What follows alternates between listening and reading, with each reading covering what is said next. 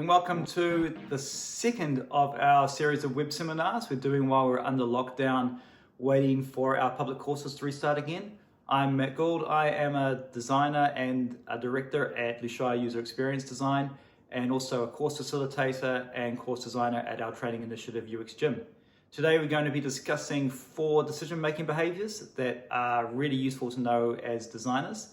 Now, in behavior design, generally, it's often critiqued for overgeneralizing findings and for being overconfident in our ability to predict future behavior, which I think is often a fair critique. But the 4 principles that we're covering today are pretty well established, and I think if you treat them as guidelines rather than rules, you'll find them genuinely useful in your design practice. Now, if you've done a UX Gym course before, you have probably already come across the first 3, because I like to make everybody go through them in every course if I can fit it in. But the 4th one might be new to you. And if you haven't done a course before, then hopefully all the principles will be useful to you in your day-to-day design practice. All right, let's get started. The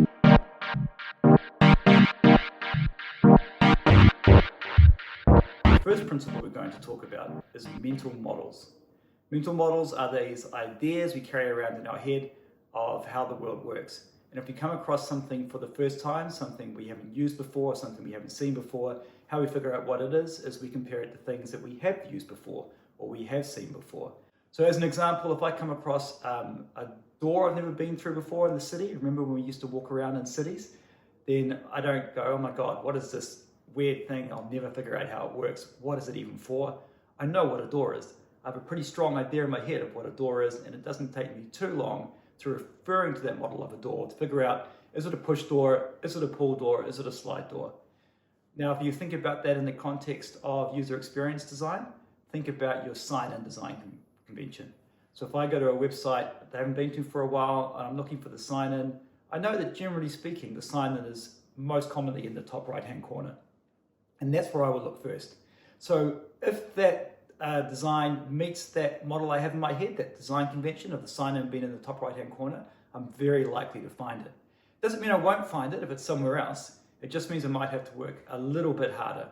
So that's our first principle, mental models.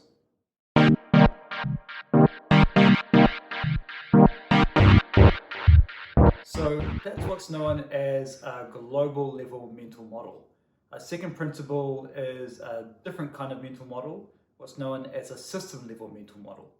So a global level mental model are models that we think apply in any context. A system level mental model is a model that we think applies in certain contexts only. As an example, going back to the doors we were discussing in our first principle, some friends of mine who had kind of a software company for architects, and they have a custom designed and fabricated front to their office. Now, if you go to this office, what you will see is a door or a door-shaped piece of wood, and next to it you'll see a large piece of glass like a shop window. And of course, if you go and visit this office and you want to go inside, you go up to the door. But if you go up to that door and you push on it, you will not be able to get into that office because it is actually not a door. It's just a door-shaped piece of wood. To get in, you actually have to push on the large piece of glass. It's on a pivot and the whole section rotates to let you in and out. I don't know why they designed it that way. I think they thought it was funny, but that's how that particular office worked. Now, the second time you go to that office, you're not going to go back to that door and push on it again.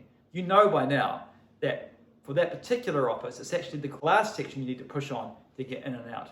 So you've developed a system level mental model for how the doors work in that particular context. In a user experience design context or an interaction design context, if I'm using your website and you've got a way of doing something on your website that is specific to your website, once I learn it, I'll expect that to work the same wherever I come across it in that context. If you've ever used Amazon to buy Kindle books, usually there is a particular way it's laid out. The price will be in a particular place, the one-click buy now button or whatever it is will be in a particular place, and that's consistent across every book. But every now and then you read a review for a book, you'll go onto Amazon, and when you try and buy it, there'll be no button to purchase it or no price. That usually means that it's not available in your region. But you have to do quite a bit of work to find that out. So I have a system level mental model of where the button is to purchase the book. And if that system level mental model is broken with no explanation, then it's very confusing for me as someone using that system to try and figure out what my next step might be. I don't know if the system's broken or if there's some reason I can't get it. there's a little bit more work that's needed on our part as designers every time we break that system level mental model.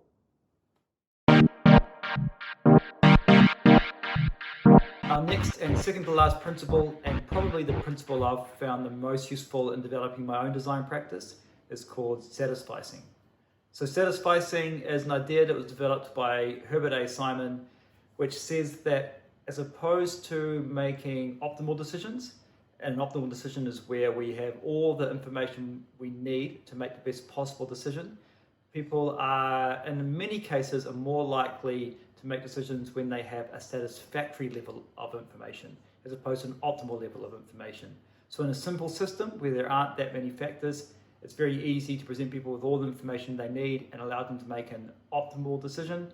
But in reality, most decisions we make have a level of complexity where we're not going to take in all the information possible first and then make a decision. Once we feel we've got enough information to proceed, we will stop analyzing at that point and we will go on. So it's not about laziness, it's just about efficiency.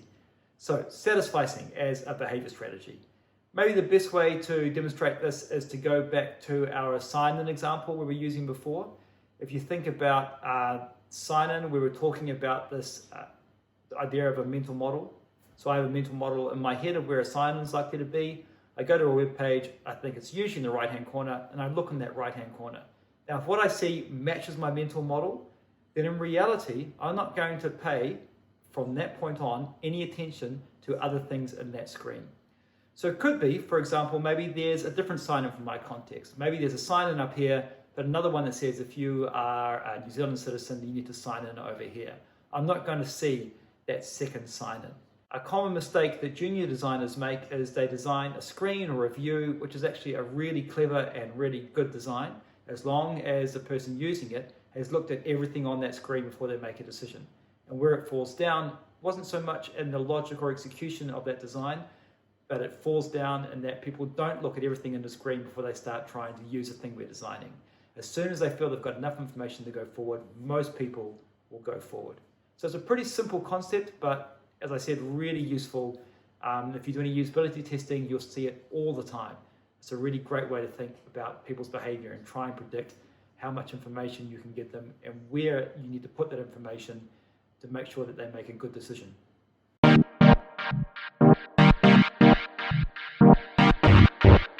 So our final concept is called BJ Fogg's behavior model. So you know you've done a good job when people refer to your behavior model using your own name. So visit behaviourmodel.org to learn more about this principle. But the long story short version is that three things need to occur to trigger some kind of behavior. So someone has to have the ability to do something, they need to be motivated to do something, and it needs to be some kind of prompt for action. Now we actually don't use it just for behavior change, and how I'm going to talk about it today is how we use the model as a way to figure out the level of complexity you can give someone.